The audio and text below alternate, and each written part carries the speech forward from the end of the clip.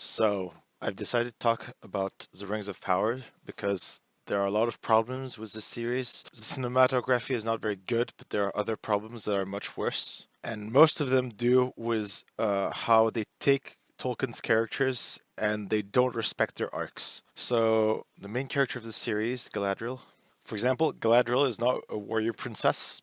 She's like a leader of elves, and she studied under a Maiar in Middle Earth. But her quest is not to destroy Sauron because her family has nothing to do with Sauron. Well, all her brothers died against Morgoth anyway in the First Age.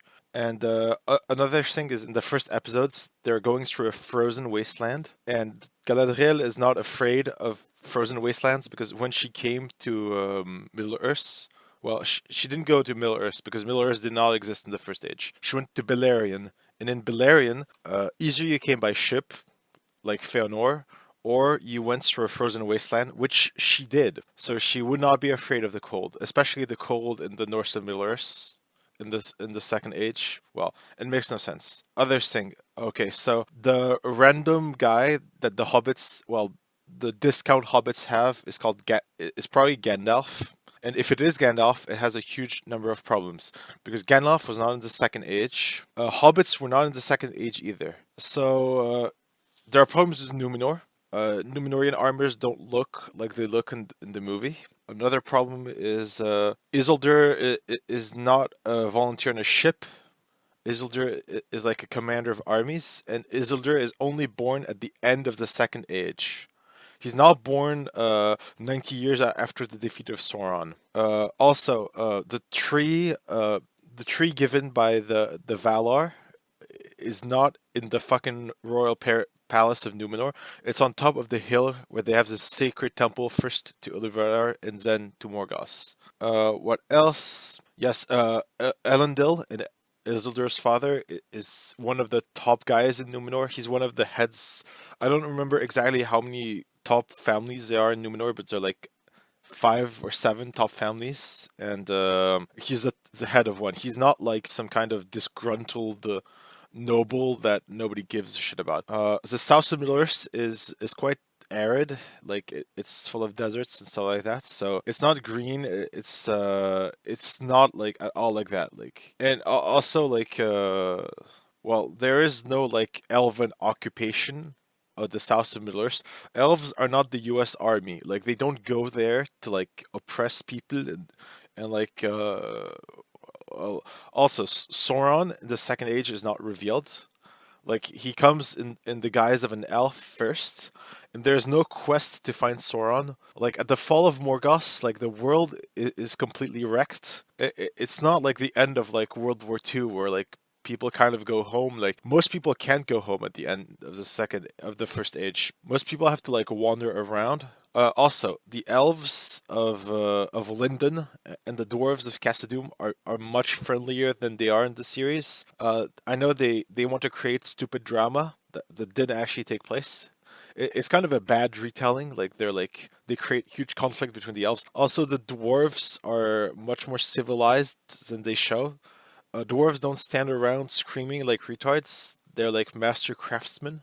Also, like the events of the second age in this thing are like squeezed together. Like it's said that during the second age there were no hobbits, for example, and we see hobbits. In the second age there were no wizards, and I think we see wizards. That I think that the character that's like the unknown, like the stranger, is like Gandalf. So like they squeeze everything together. Elendil and his son are born like thousands of years before they should be born. Like also Gandalf is not like completely retarded when he reaches Arda. That's not his arc at all. Like Gandalf came with the other wizards. Like during the war between, well, he arrived at the end of the war between Arnor and Dol Guldur. He arrived essentially to face the Necromancer because Glorfindel was struggling to deal with this situation. Also, he came on a ship. He didn't fall from the sky. Like